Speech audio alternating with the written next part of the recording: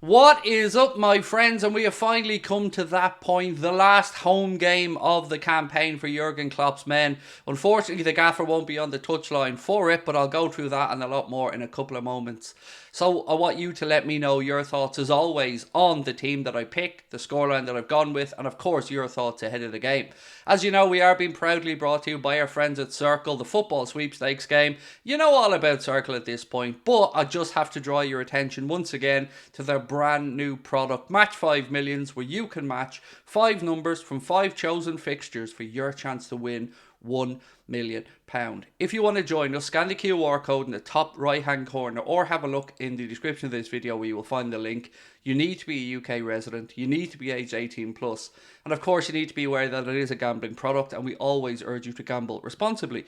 If you would like to get £5 in free bets when you deposit and place your first £5 in bets, use our referral code anfieldagenda, all one word. That way on sign up, our friends at Circl will make sure that you are covered. We've had many winners this season. Hopefully we see you guys for the game of the weekend, but let's get straight into it now and go with my score prediction first. Actually, before we go to the score prediction, a little word on Jurgen Klopp's ban. As we know, he has been charged by the FA. He has accepted that charge, and what has happened is he will face a 2-game touchline ban, with the second of those 2 games suspended, and he also got a £75,000 fine.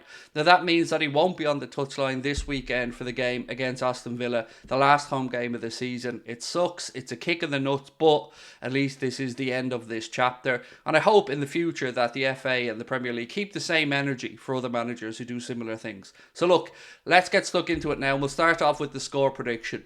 What am I expecting? A difficult game is the answer. Unai Emery has done a great job since he's come into Aston Villa. They are, of course, pushing for European places. And as I record this, it is just before Newcastle take on Brighton tonight. So, depending how that game goes, this could have a knock-on effect for us for Champions League football or for Europa League football, which are already guaranteed from a league position right now. Now, if there are points dropped, of course, Villa will also benefit from that. So with that in mind, and with the job Unai Emery has done, I'm not expecting it to be easy by any stretch. So I've gone for a 2-1 home win. I do back us to win our last 2 games of the season. I still, and as I said, I'm recording this before the Newcastle game, I'm still not really holding out much hope of a top 4 place, but we need to capitalise on any mess-ups or slip-ups from Newcastle or Manchester United, so we got to keep doing our job. Now, we get to the fun part, the starting 11. As always, I want to know if you agree or disagree with the choices I've made. What's the choices? The choices that I've made. And of course, I'm always happy to hear your thoughts in the comment section. So let's run through it first and go for the goalkeeper. Of course, it's Aston Villa. Of course, it's Alisson Becker. And yes, of course, it is Aston Villa. But it is Alisson Becker, Ibrahim Konate and Virgil van Dijk for the goalkeeper and the centre-backs. And that shouldn't be a surprise to you at this point. Why would you change? They've been keeping clean sheets in the last few games. Alisson's been probably our player of the season. I think you'll agree with me on that one. Even though I did say Mohamed Salah on the kick-off, and I have to pull myself up on that one. Alisson is rightly the best player for Liverpool this season. I got that one wrong.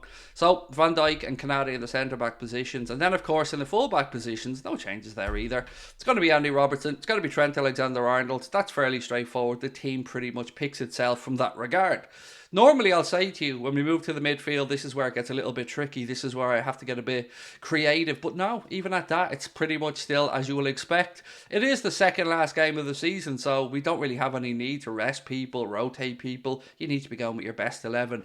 Trent has been absolutely magnificent in his new role. As we know, he was awarded the Standard Chartered Player of the Month for April. Very deserving indeed. And Robbo, again, steady as she goes with him. So not really expecting any dramas there at the back, he says, crossing his fingers, toes and everything else. In midfield though, here we go with the midfield. Let me know if you agree or disagree. Probably exactly what you expect, unless you're expecting me to have Cody Gakpo in there. In which case, sorry.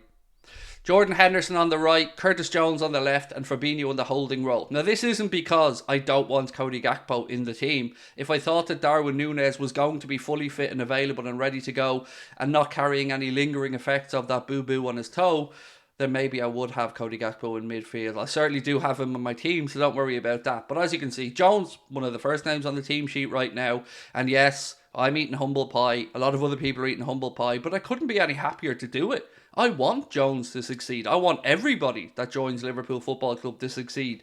But if they're not playing well, I'm going to call them out on it, just as I'm giving Curtis Jones the credit for his incredible performances over the last few months, and I hope he continues them.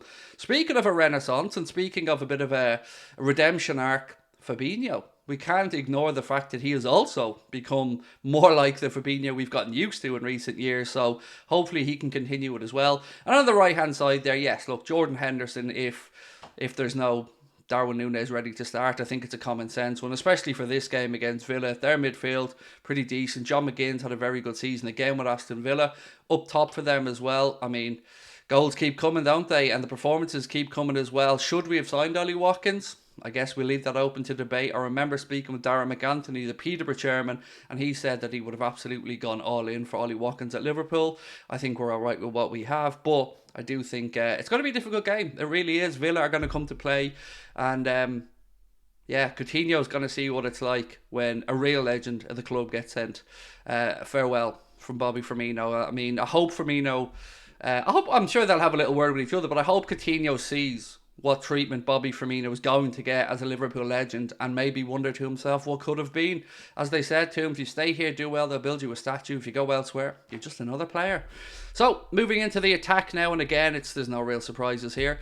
Left and right hand side, Lucho Diaz and Mohamed Salah. Now, I want Diaz to be better. The last game, he was a bit hit and miss. Look, he's coming back from a long time out. It is going to take him a while to get up to rhythm, and that's to be expected, but I still hope we see a little bit of a sharper Lucho, particularly in his controlling and passing of the ball. And on the right, well, look, it's the great man, Mohamed Salah, on track to basically become the first player to score 20 goals and have 10 assists in 3 seasons. I think it's been done twice, and he's part of that list, but nobody's done the 3.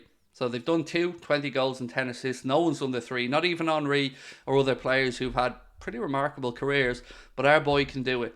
So let's get behind him. Let's hope that's another record that he can smash. And again, we're looking at a modern grey here. So yeah, respect him, love him, enjoy him while he's here. And yes, I say that to myself as well, because I've taken him for granted at times, but we have him back. He's looking fit, he's looking healthy, he's looking like he's enjoying his football. That's what we want to see.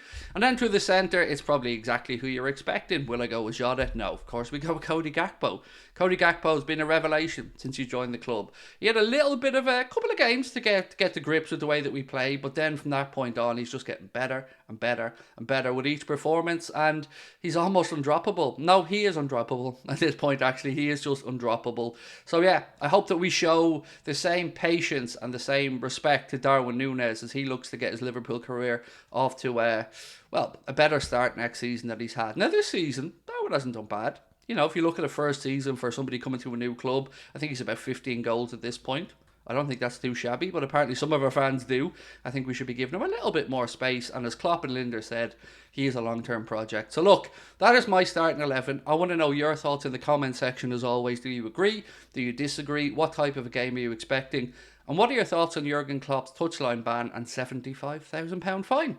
So look, again, hope to see you on Saturday for the watch-along. We'll be starting from 2 p.m. If you're in Ireland, lucky enough, you can watch it on Premier Sports, so yay for that. But if you're in the UK, unfortunately, it isn't going to be televised. So I will chat to you soon, my friends. Check out our sponsor, Circl. Brand new game as well. Match 5 million. Scan that QR code.